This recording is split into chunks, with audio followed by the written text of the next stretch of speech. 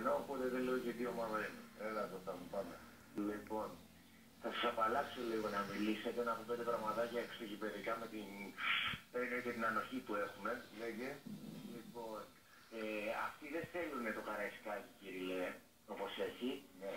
Θέλουν να στείλουν τα φώτα στο Καραϊσκάκι να ακούγει ένα μεγάλο Καραϊσκάκι Ολυμπιακός Παναθηναϊκός.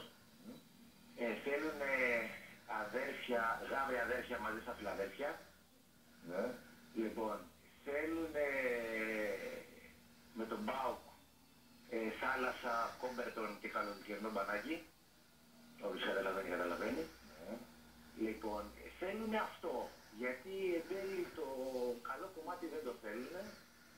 Έτσι, και θέλουν αυτό το κομμάτι. Λοιπόν, η ανοχή μπορεί και να μην τους βγει σε καλό. Απλά, εάν ξαμολυθούν, όπως είπε και ο Άκης, απλά θα κόψουν το γήπεδο, όπως το κόψανε πολλοί. Ναι, κατάλαβες τι γίνεται. Το όνομα σου, Κώστα. Κώστα. Κώστα, άκουρε Κώστα. Δηλαδή, πώς θα είπα εγώ, δηλαδή, εδώ γίνεται προσπάθεια σημαντική. Και γίνεται μετά από χρόνια. Ναι, εδώ και πολλά χρόνια. Μπορώ να σου πω και τσακωνόμαστε και πολλές φορές και μεταξύ μας με την έννοια της παρεξήγησης. Με τα γνωστά αποτελέσματα. Τσακωνόμαστε και μεταξύ μας, να προσπαθεί ο ένας να θετήσει τον άλλον, έτσι. Ποιο είναι το καλό της ομάδας, ποιο δεν είναι. Από εκεί και πέρα, εγώ τι είπα. Λέω εδώ, έχουμε, είναι πειθαρχημένοι και εισαγωγικά, τα άλλα που βγάζει και το αίμα. Που είναι άλλο, αλλιώς είναι το κεραστήρι, τα καμίνια, η Αγία Σοφιά, το πέραμα. Έτσι, δεν συγκρίνονται με κάτι περιοχές τώρα, όπως και να γίνει και παραδοσιακά. Αφού πέτανε τώρα οι δικοί μας, δίπλα με στη Λέκα πέτανε. Τι να τους πούνε τώρα οι άλλοι, κατάλαβες, και αυτά τα άτομα, πώς να σου πω, που τα λαϊκά παιδιά έχουν καταλάβει και είναι το όφελος του Ολυμπιακού και δεν κάνουν και τίποτα. Και όχι μόνο αυτό, τους συγκράνε και όλες από πάνω μέσα από κάτω. Αντιπάλων δεν τα έχουν ζήσει αυτά τα παραδείγματα που έκανα εγώ τώρα που σας με τις αποφάσεις αυτές, αυτό θέλουν, να συγκλήσουν αυτούς.